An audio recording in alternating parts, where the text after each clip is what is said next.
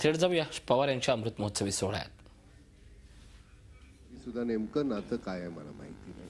नातं आहे एवढं निश्चित. शरदराव, मला आज असं वाटतंय की इथे जमलेली मंडळी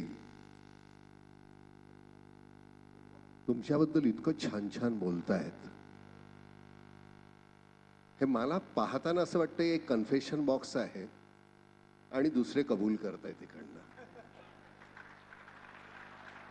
आणि काही मंडळी नाईलाजास्तव बोलतायत. पर्याय नाही आहे त्यांना. नाही बोललं तर चालेल कसं? बोलायला तर पाहिजे, कबूल तर करायला पाहिजे, कारण ते तुम्ही कमावलेलं आहे. साधारणपणे किशोर वयामध्ये आल्यानंतर आपण आपला कोणतरी हिरो शोधायला लागतो. मी 15 आणि तुम्ही 25 होतात त्यावेळी तुम्ही राजकारणात आलेले, आणि त्यावेळी मला कुठेतरी तुम्ही हिरो वाटायला लागले होता. राजकारणामध्ये थोडासा सुरुवातीला कुठेतरी आपल्याला रस वाटायला लागतो, वाचावंसं वाटतं. त्यावेळी तुम्ही तिथे होतात आणि इतकी गेली 50 वर्ष सातत्यानं तुम्ही असे असे असे असे आणि असेच आहात. वय फक्त 75 तुम्ही म्हणताय, पण मला नाही वाटत कधी तुम्हाला, कारण मुळामध्ये सगळ्यांना सामावून घेण्याची जी तुमची वृत्ती आहे त्याच्यामध्ये तुमचं यश असणार निश्चितपणेच. छोटीशी आठवण अशी आहे, शरदराव संरक्षण मंत्री होते. सांगावं की न सांगावं मला माहिती नाही, सांगतो. प्रहार सिनेमा दिल्लीला दाखवणार होते. शरदरावांना मी म्हटलं, शरदराव माझी आई आली तर चालेल का? हो चालेल ना म्हणा. त्यांच्या विमानातून खास माझी आई सुद्धा तिथे घेऊन गेलो दिल्लीला, आणि राष्ट्रपती भवनामध्ये तिथे तो चित्रपट दाखवला जात होता. पंतप्रधान, राष्ट्रपती, शरदराव, तिन्ही दलाचे प्रमुख. त्याच्या आधी प्रोटोकॉल शरदराव मला समजून सांगत होते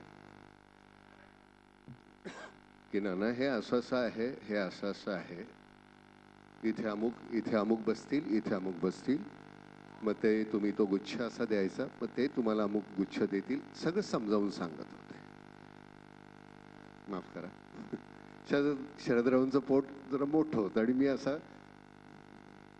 हो, आणि मी असं पोटाला हात, शरदराव संरक्षण मंत्री केवढं पोट आहे तुमचं, असं मी म्हटलं. थोडा वेळ काही नाही, नुसते असे बघत बसले. बर, आणि ते इथे बसणार, ते असं बसणार, हे असं असं होईल. नंतर संपल्यानंतर ते तुम्हाला पुष्पगुच्छ देतील. मधल्या दरम्यान ते गोष्ट लक्षात ठेवा जरा, त्यांना कदाचित काही आवडलं तर टाळ्या वाजवतील, छान म्हणतील, तेव्हा पाठीवर थाप मारून आवडलं की नाही असं म्हणू नका.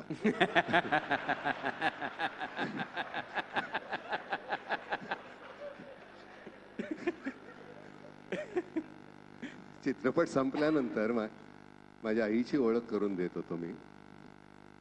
राष्ट्रपती आईनी नमस्कार केला, पंतप्रधान नमस्कार केला, शरदराव आणि म्हटलं आई शरदराव. आई माझी 96 वर्षाची आहे आता.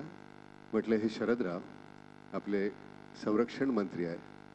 आईनी शरदरावांना असं करून, बाबा कसा आहेस? मी पहिल्यांदा शरदरावांना हळवं झालेलं पाहिलं होतं.